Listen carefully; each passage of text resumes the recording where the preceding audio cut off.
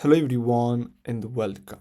In this quick tutorial, I'm going to explain you and show you how to fix unable to authorize error on TikTok on iPhone. Now before we start, make sure to like and subscribe if you find this video helpful. So basically, what you're gonna have to do is simply open your settings and then go to general. Then simply go to iPhone storage, and from here you just have to look for TikTok. Now simply tap on offload app, and then you just have to simply wait until this loads up. Now simply tap on reinstall app.